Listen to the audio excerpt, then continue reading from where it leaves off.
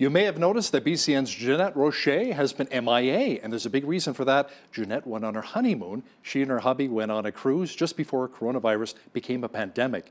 Jeannette joins me now at the desk. Let's talk about that journey, Jeannette. That must have been something, just before it actually became the pandemic. You know what, you're absolutely right. We left the country on March the 5th, so just before it became this crazy worldwide thing. It was pretty much over in Asia. Nothing really hit North America too badly.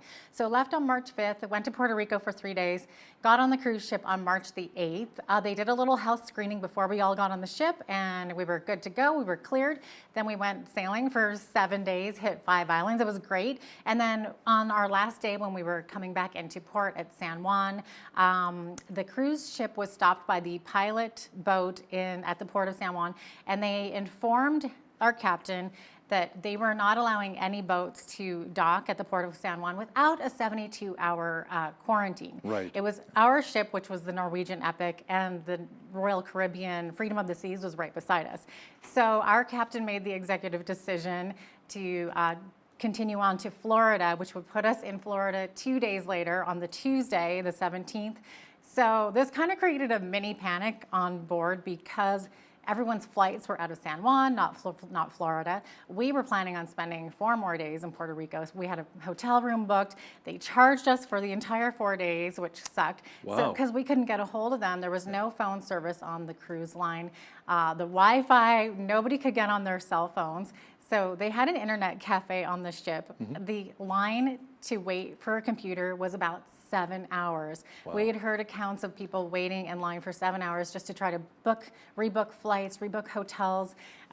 One really nice person at a kiosk working on Norwegian let me quickly email the hotel just to let them know, hey, we can't get off the ship, we won't be there.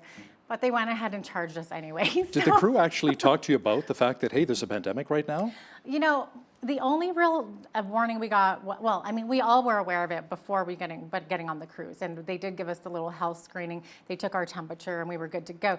Other than that, as far as like the food service goes, we weren't allowed to serve ourselves at the buffet. They were very diligent in making sure everybody washed their hands. There was hand sanitizer everywhere on board the ship. You couldn't walk more than 10 steps without being able to Purell your hands, basically. So you and Darren came back from your honeymoon, wonderful, your Yeah. newlyweds, but 14 days in isolation. Did the marriage survive that? We did. We did survive it. Actually, it was kind of like a little extended honeymoon for us, the quarantine. I know that sounds funny, but I kind of feel closer to him now than before. So it was fun. And then we had those couple days in Florida too, which we weren't expecting. And it was really weird. Cocoa Beach was still spring break mode. People playing volleyball on the beach and everything. And then Orlando completely shut down. No one on the freeway.